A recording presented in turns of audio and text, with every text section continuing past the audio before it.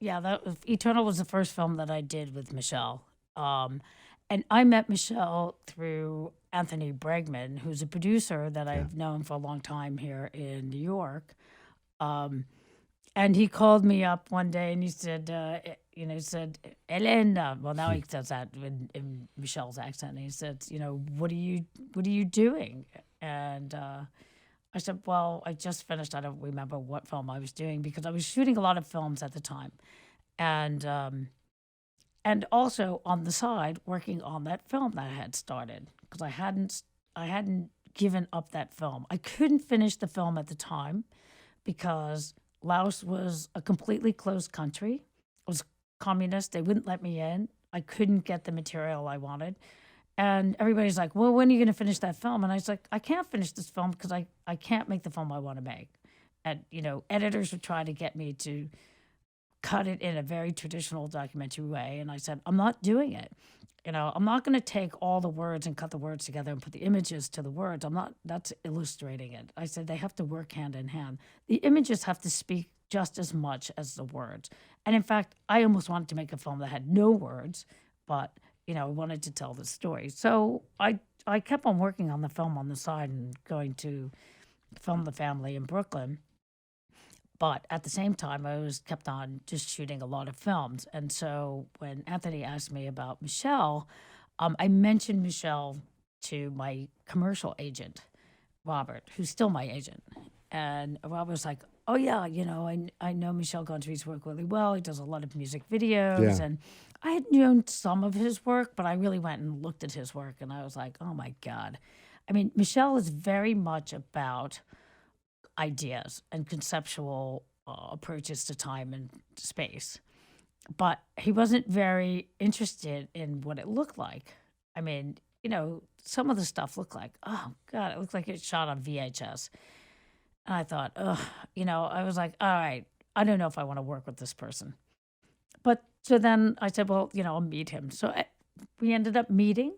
We went in and I brought some books of things that I thought would be interesting in terms of, how to make Kate disappear. Because the whole story of Eternal, of her constantly eluding, becoming erased, and Jim trying to chase her, I was thinking about different ideas about how we could do that and execute that. And so I met Michelle, and Michelle asked me to do the film. And so it was very interesting because he was really very concerned in the very beginning with the transitions, meaning the the technical, the the craft of how to get her to disappear. The trying to figure out ways in camera to make this happen. And I think we connected in many ways because very early on when I first came to New York, which was in the early 80s, I was really interested in experimental filmmaking. So I would go to places like the Collective for Living Cinema Right. and different places that would show, The anthology. the anthology film archives, Right. which I think is still around. Still there. Yeah. Jonas Makis. Yeah. Yeah. Jonas Mekas, who just died this past year, That's right. who was doing really interesting conceptual kind of work. And I've always been interested in the conceptual. So, Stan Brakhage, all those guys. yeah, right? all of those guys Yeah, right. experimenting with what is a film, and so when, coming to Michelle, I understood that a lot of what the kind of things that he was playing with was, the illusions of film, the illusions of how to make something work. I mean, in when film was first discovered, there were a lot of magicians who were using film to create their illusions.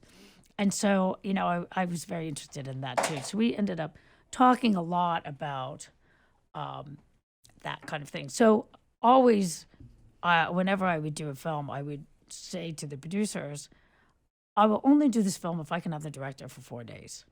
Meaning, I want the director by myself for 4 days so I can talk about what the meaning of the film is.